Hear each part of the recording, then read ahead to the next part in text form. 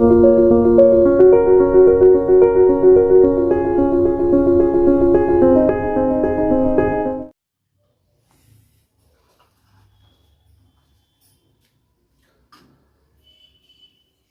दोस्तों, आज हम लोग ज्योग्राफी में एक बहुत ही इम्पोर्टेंट टॉपिक है जिसका नाम है कि हिमालय का हिमालय की उत्पत्ति। एक अलग टॉपिक था जिसमें हमने बताया कि हिमालय की उत्पत्ति कैसे हुई।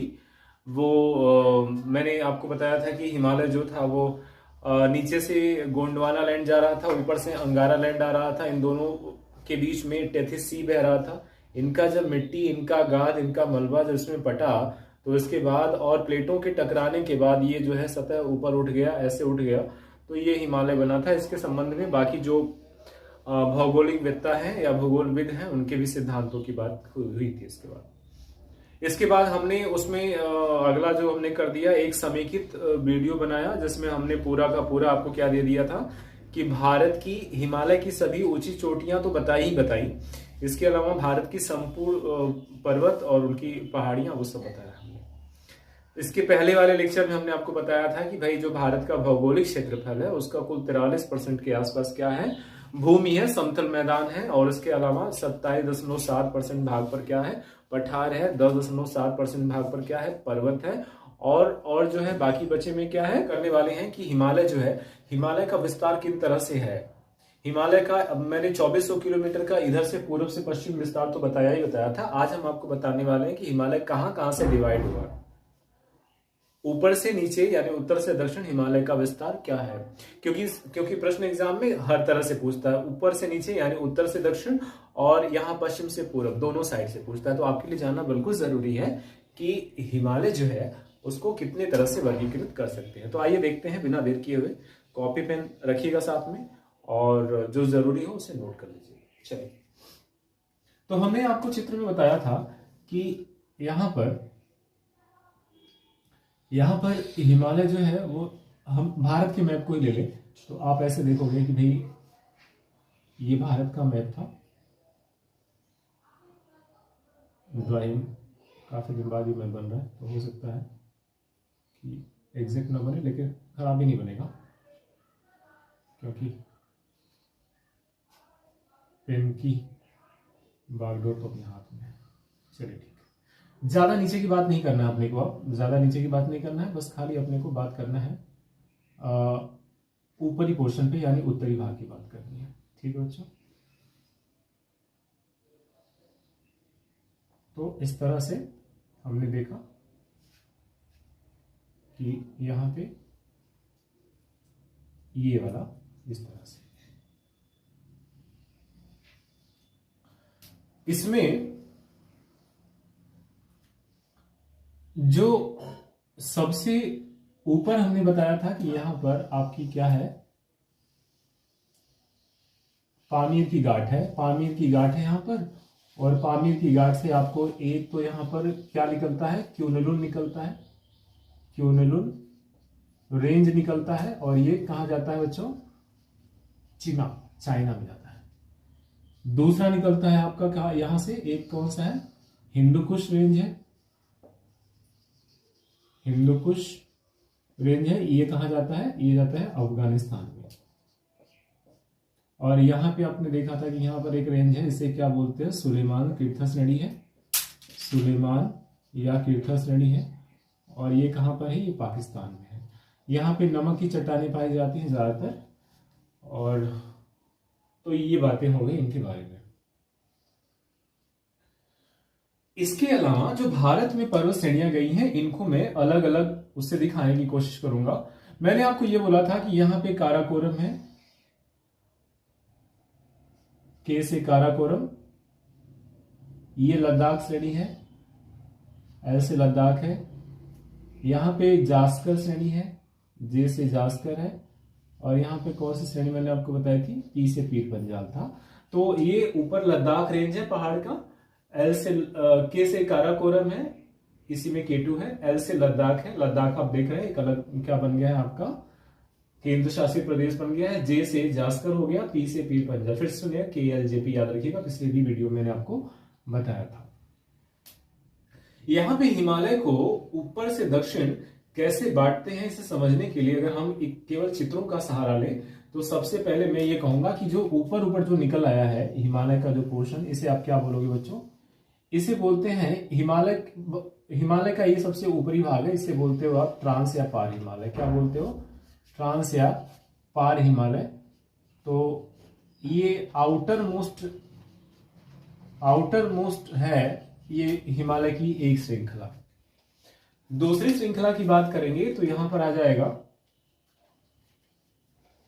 इसको मैं थोड़ा स्ट्रेट कर देता हूं, ट्रांस या पार हिमालय को, तो आपको ये मिल जाने वाला है ऐसे। ठीक है, तो इसे क्या बोलते हैं? ट्रांस हिमालय या पार हिमालय। ये भारत के बाहर से गया है। दूसरे जब हिमालय की बात करेंगे तो ये बच्चों कहां से आएगा? ये आएगा यहां से, ध्यान दीजिएगा।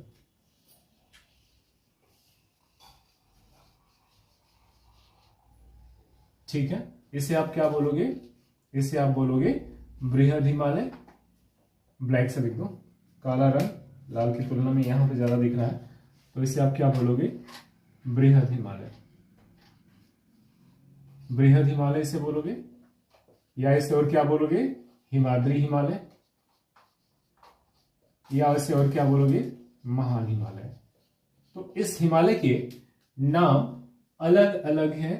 कुछ जगह पे इसे महान हिमालय बोलते हैं, कहीं कहीं इसे बृहद हिमालय बोलते हैं।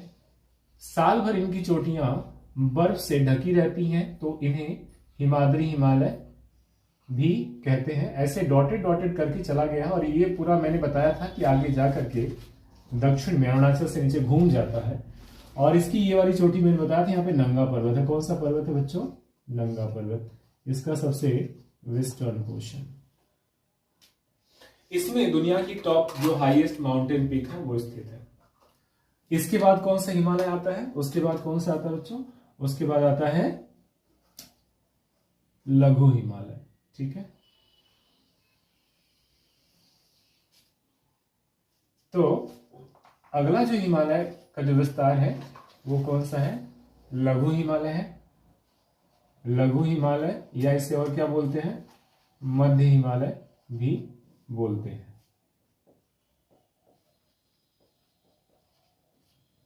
देखिए, थोड़ा गंभीर विषय है, आपको थोड़ी सी ध्यान देके पढ़ना पड़ेगा। सबसे बाहरी जो है ट्रांस या पार हिमालय था। दूसरे नंबर पर बृहद हिमालय या हिमाद्री हिमालय था। तीसरे नंबर पर लघु हिमालय या मध्य हिमालय है। और जो चौथे नंबर पर जो हिमालय है, हिमालय वो बेसिकली यहां से है। और जो तराई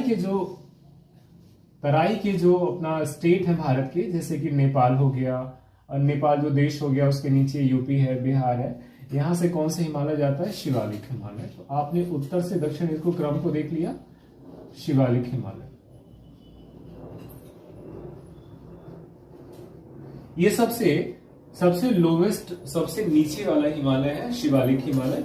और इसी के नीचे आपका कौन सा होता है? ये भाबर होता है, खादर होता है, तराई होता है, वो इसके नीचे ही है। जब आप देखेंगे कि यूपी और बिहार के जो तटीय जो राज्य हैं वो है। आज हम लोग बात करने वाले हैं कि इनमें कौन कौन से प्रमुख जो है स्थल पाए जाएंगे, और कौन कौन से टूरिस्ट प्लेस हैं, कौन कौन से दर्शनीय स्थल हैं जहां पर हम और आप घूम सकते हैं।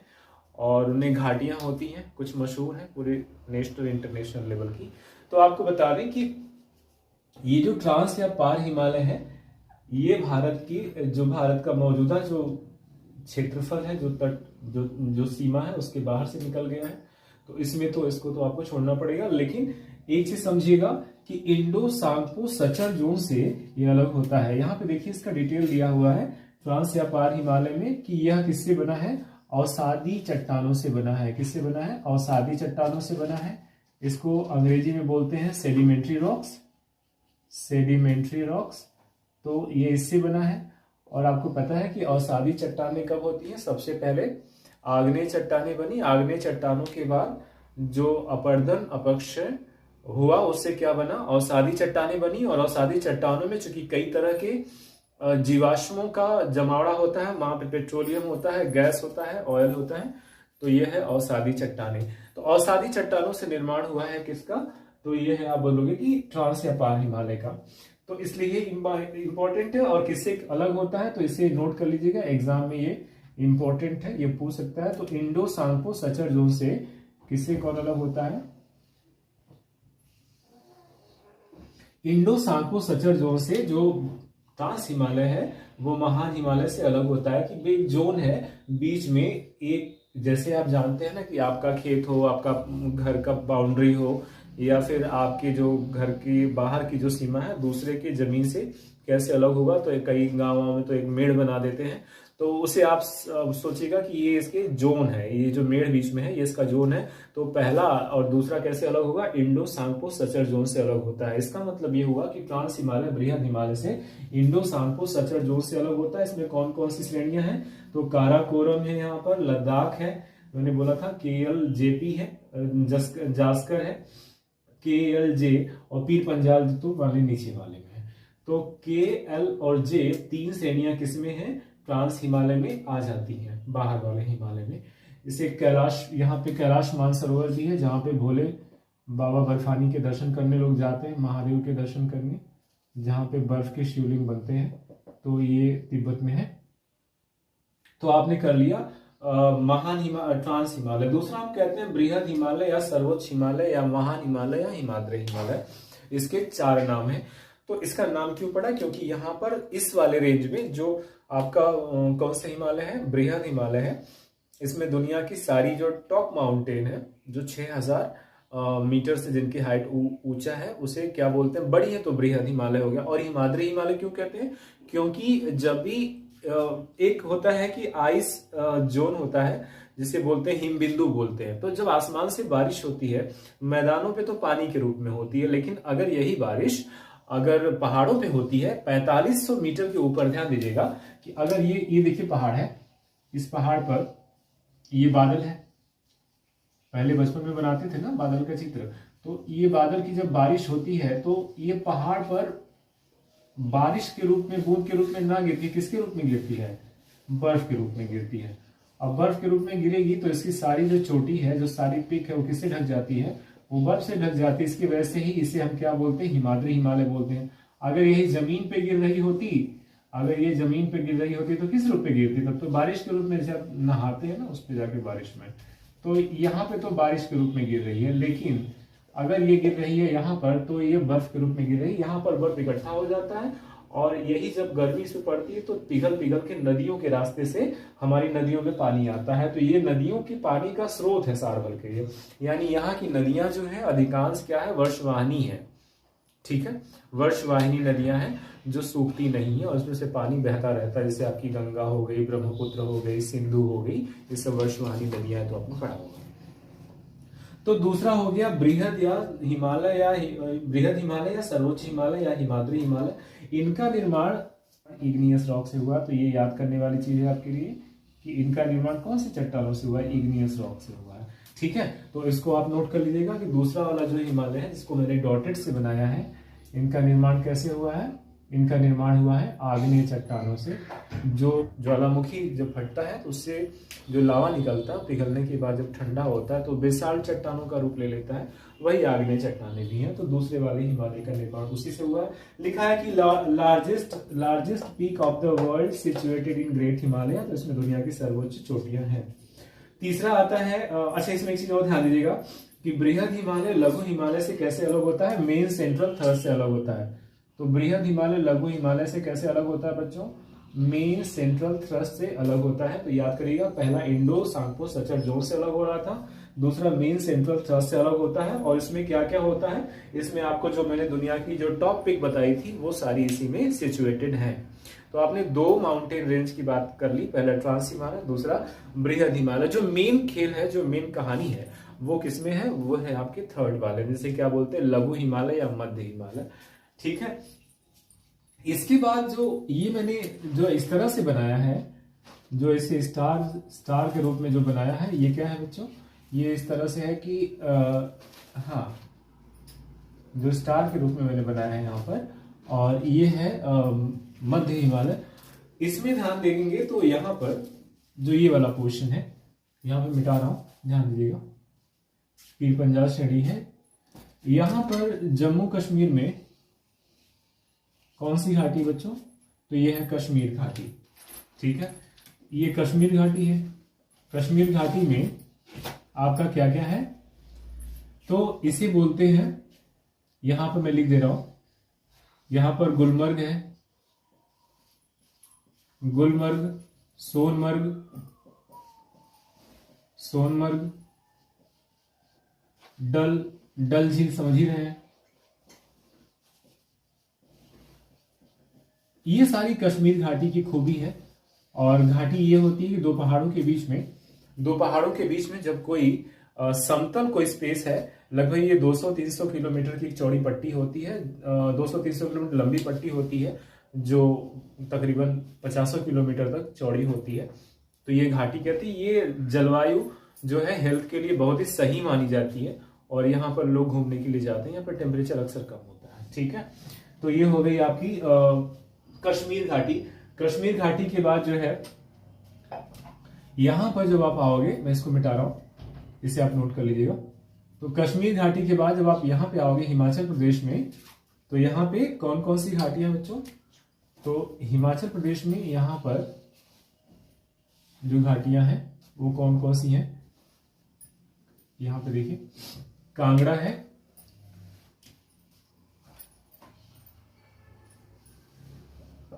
कांगड़ा घाटी, कुल्लू, मनाली, ये सब जो आप जानते हैं ना हिमाचल प्रदेश में, ये सब किस में है? मध्य हिमालय में ही है। और ये हिमाद्री हिमालय की बेसिकली नीचे मध्य हिमालय में है। कांगड़ा, कुल्लू, मनाली, ये सब घाटियां पाई जाती है कहां पर? हिमाचल प्रदेश में। यहां पर लोग घूमने जाते हैं, ठीक है।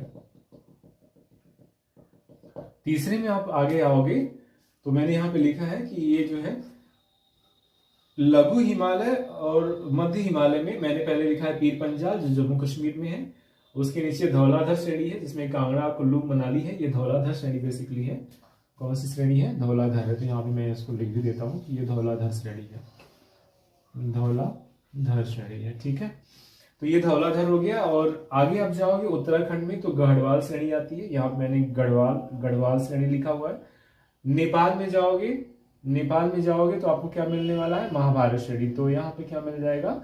जो नेपाल का इलाका है वो कौन सी श्रेणी हो जाएगी? महाभारत श्रेणी। तो एक सीरीज पूरी जाती है, ठीक है ना।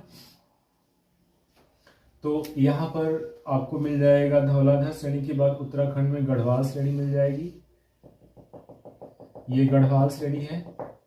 और इसके बाद आगे जाओगे तो आप नेपाल में कौन सी श्रेणी मिल जाएगी? महाभारत श्रेणी। तो ये नेपाल में महाभारत, मैं यहाँ लिख दे रहा हूं, महाभारत श्रेणी कहाँ मिल जा रही है? नेपाल में मिल जा रही है। तो ये महाभारत श्रेणी नेपाल में है। थोड़ा और आगे जाओगे तो आपको यहाँ पे मिल जाएगी सिक्किम के आसपास में, ध्यान दीजिएगा कौन कौन सी है। थोड़ा आगे जाओगे तो अरुणाचल में आपको मिल जाएगी, यहाँ पर इसके आगे, सिक्किम के आगे अरुणाचल में कौन सी घाटी मिल जाएगी? डफलाभोर श्रेणी मिल जाती है यहाँ पर, ठीक है। बीच में जो है आपका भूटान में, ऐसे भूटान एक देश आ जाता है। तो इस तरह से आपने देखा। तो सारे जो टूरिस्ट प्लेस हैं वो इन्हीं पट्टियों में पाए जाते हैं, जिसे आप मध्य हिमालय बोलते हो। कश्मीर घाटी है, जिसे आप पीर पंजाल श्रेणी कहेंगे। कश्मीर घाटी बेसिकली पीर पंजाल श्रेणी यहाँ पे है। उसके बाद आगे आओगे तो धौलाधर श्रेणी हिमालय में, हिमाचल प्रदेश में कांगड़ा है, कुल्लू मनाली है। नीचे आओगे गढ़वाल श्रेणी, तो ये उत्तराखंड में है, तो इसे आप गढ़वाल श्रेणी बोल सकते हो। गढ़वाल और कुमाऊं उत्तराखंड में है भाई, गढ़वाल श्रेणी है। इसके आगे जाओगे महाभारत श्रेणी, और आगे जाके अरुणाचल प्रदेश में यहाँ पर जो डफलाभोर श्रेणी है इसके बारे में बात होती है। तो एग्जाम में आपके एक क्वेश्चन पूछेगा कि ये श्रेणियां कहाँ पर पाई जाती हैं, तो आपने इनको एकदम से सही जवाब देना है, चाहे वो कथन कारण वाला हो चाहे ऐसे हो। शिवालिक श्रेणी के बारे में बात करते हैं तो शिवालिक और लघु हिमालय के बीच में काठमांडू, शिवालिक हिमालय और लघु हिमालय के बीच में काठमांडू आती है। ये कहाँ पे आएगा बच्चों? तो ये आ जाएगा यहाँ पर नेपाल में। तो इसे क्या बोलेंगे? काठमांडू श्रेणी। काठमांडू किसकी राजधानी है? कमेंट में लिखिएगा। तो तो ये काठमांडू श्रेणी है, काठमांडू नेपाल में, इसके ऊपर महाभारत है। और पश्चिम में से दून और द्वार कहते हैं, तो ध्यान दीजिएगा इसी श्रेणी में जो शिवालिक में नीचे आओगे तो यहाँ पर उत्तराखंड के आसपास क्या इसे बोलते हैं, दून और द्वार बोलते हैं। तो ये क्या है, दून और द्वार है, तो इसे भी याद कर लीजिएगा। दून में देहरादून हो जाएगा और द्वार में क्या हो जाएगा, हरिद्वार हो जाएगा। तो आपने ऊपर से देखा, सबसे ऊपर ट्रांस हिमालय, ट्रांस हिमालय के बाद बृहद हिमालय, बृहद हिमालय के बाद मध्य हिमालय, मध्य हिमालय के बाद शिवालिक हिमालय। आपने देखा होगा कि जैसे जैसे जो सबसे ऊंचाई पर स्थित है वो है कौन सा, ट्रांस हिमालय, उसके नीचे बृहद हिमालय, बृहद हिमालय के बाद मध्य हिमालय, और शिवालिक हिमालय के नीचे जब जाएंगे आप, जैसे ये शिवालिक हिमालय, तो शिवालिक हिमालय के जो नीचे ये वाला जो पोर्शन है, जो अपना यूपी बिहार ये जो जगह है जो है इस पर सटी हुई है तराई का, इसमें जो इनके खुरदुरे जो चीजें हैं वो आकर के पहाड़ों से खुदर खुदर के जो गिरते हैं, वही जो है आगे चल के भाबर और जो है तराई और ये सब बनाते हैं। उसके बारे में बाद में चर्चा होगी, पहले तो आगे समझिए। शिवालिक हिमालय ये अंतिम वाली श्रेणी शिवालिक हिमालय, सबसे लास्ट हिमालय, और यहाँ पर काठमांडू घाटी और क्या है, दून और द्वार पाए जाते हैं। इसके अलावा आप लोगों के लिए कुछ महत्वपूर्ण चीजें हैं। यहाँ पर देखिए जो है शांत घाटी, घाटियों के नाम है। यहाँ पे हेडिंग क्या होगी, भारत की प्रमुख घाटियां। ध्यान दीजिएगा यहाँ पे क्या है, भारत की घाटियां, ये हेडिंग है। और इस हेडिंग में आपको ये सब नोट करना है, लर्न करना है। मैं हट गया हूं साइड में, इसका स्क्रीनशॉट ले लीजिएगा, क्योंकि इतना मान लीजिए कि अब ट्रेडिशनल तरीका बंद कर दिया उसने पूछना, अब वो फैक्ट पूछता है कौन सी घाटी किस स्टेट में है।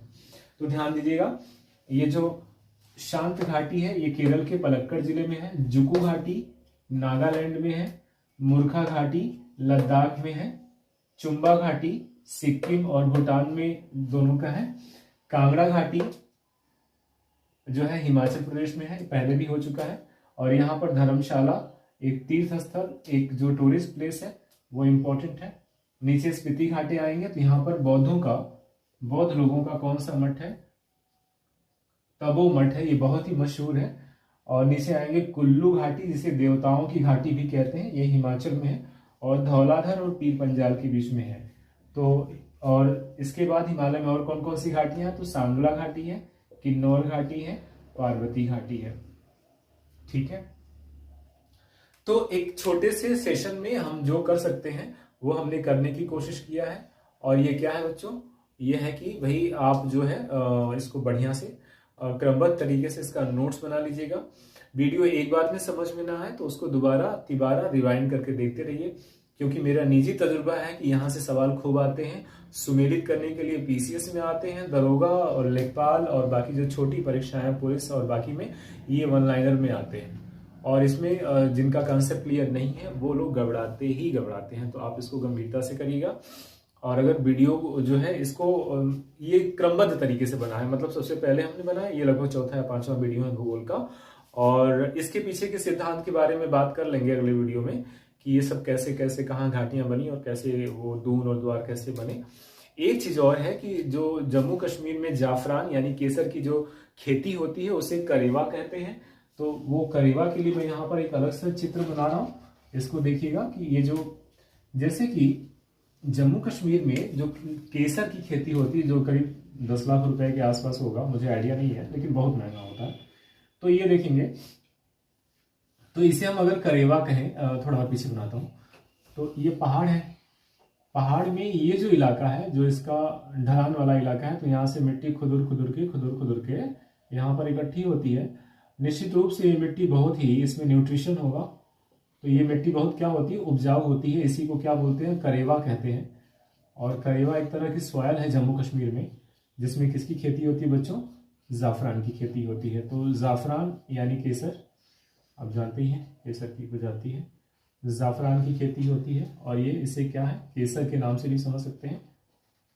तो ये बहुत महत्वपूर्ण है, एग्जामिनर का फेवरेट क्वेश्चन है कि केसर कहाँ होता है, क्यों होता है। तो आप जान रहे हैं कि यहाँ पे पहाड़ है, पहाड़ पे कई तरह के पेड़ पौधे होंगे, इनके टूट फूट से जब ये नीचे गिरते हैं तो इनकी मिट्टियाँ जो है एक जगह इकट्ठा हो जाती हैं और ये काफ़ी उपजाऊ मिट्टी होती है जहाँ पर केसर की खेती होती है। वीडियो यदि आपको पसंद आ रहा हो, अगर आपके ज्ञानवर्धन में सहायक हो रहा हो, तो बिना झिझक, बिना संकोच, बिना आलस किए अपने कर्तव्य का जरा सा पालन कर लीजिएगा और अपने दोस्तों मित्रों को शेयर कर दीजिएगा और सब्सक्राइब करना न भूलिएगा। मिलते हैं अगले वीडियो में, तब तक अपना ख्याल रखिए। जय हिंद।